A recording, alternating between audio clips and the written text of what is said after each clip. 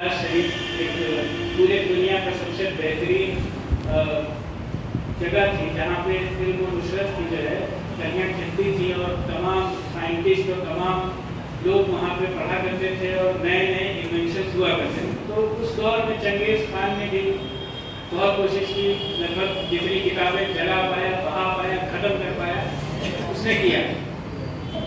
उसके अलावा और भी कई लोग आए और इतिहास के पन्नों से हमें मिटाने की कोशिश की गई, लेकिन वही है कि जिसकी हिफाजत जो है, जिसकी हिफाजत का जिम्मा खुदा ले ले तो फिर उसको मिटा कौन पाए।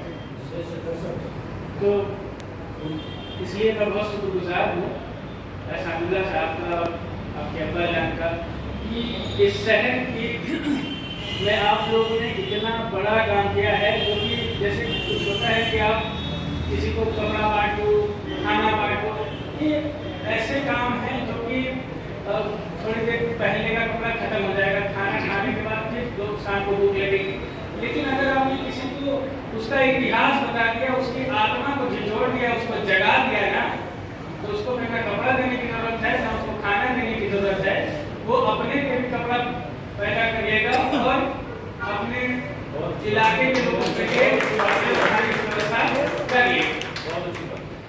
तो बहुत बड़ा काम आप कर रहे हैं। मैं आपको बताऊं कि अगर आपको किसी कौम को खत्म करना है, किसी के घर को खत्म करना है, किसी से बढ़िया दुश्मनी आप निभाना चाहते हैं, तो आप उसके अंदर से ये बात खत्म कर दीजिए, उसके अंदर ये मिटा दीजिए कि उसके पूर्वज क्या थे और उसके अंदर जो उसके जो कैरेक्टर्स है उसको आप मिटा दीजिए।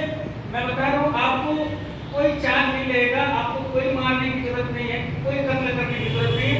आप उसका कैरेक्टर मिटा दीजिए, उसका पूरा खानदान खत्म। और अगर आप किसी का कैरेक्टर बना दीजिए, बात खत्म। तो हमारे पीछे बहुत बड़ा इतिहास, बहुत भयंकर इतिहास है और इतना जबरदस्त इतिहास है कि यकीन मानिए कि हमारे बहुत सारे भाइयों को ये मालूम ही नहीं है कि हम कौन हैं। आज कोई भी आदमी, हल्का आदमी, मुंह उठा करके आपके बारे में कुछ भी बोल देता है कि मुसलमान ये, मुसलमान वो। तो जो लोग कह रहे हैं, ऐसा नहीं वो जाहिल है, बहुत पढ़े लिखे हैं, उन्होंने रिसर्च किया। बस जाहिलियत हमारे अंदर है कि हम नहीं जानते। मैं भी नहीं जानता था मौलाना फजल खैराबादी जी के बारे में। पहली बार मैंने सुना और जब मैंने पढ़ा तो दिमाग की एक नई ताजगी मेरे अंदर महसूस की मैंने कि ये है हम लोग। कि फजल खैराबादी साहब का एक वाकया है कि इनके ऊपर ट्रायल चल रहा था और अगर ये सिर्फ इतना मान लेते कि नहीं ये फतवा मैंने नहीं दिया है तो उनको आजाद कर दिया जाता। अगर ये इतना मान लेते कि ये फतवा जो दिया गया है ये मैंने नहीं दिया है, वो कोई और है, मैं फजले है कोई और हूँ, तो उनको छोड़ दिया जाता। लेकिन उन्होंने कहा कि अगर तुम जितना तशद्दुद करना चाहते हो तो करो, हम इस तशद्दुद के नाते झूठ नहीं बोलेगा। सोचिए झूठ का इतना बड़ा होता है।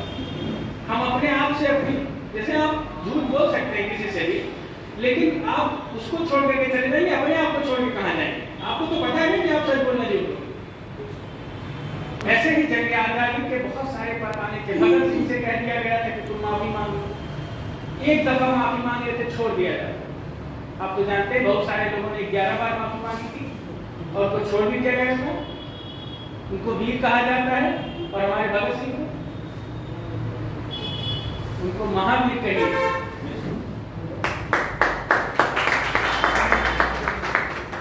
और ऐसे ही बहुत से परमाने हैं। हमारे गोरखपुर का रहने वाला बड़ा बेहतरीन इतिहास है। राम प्रसाद बिस्मिल साहब को वहीं फांसी दी गई।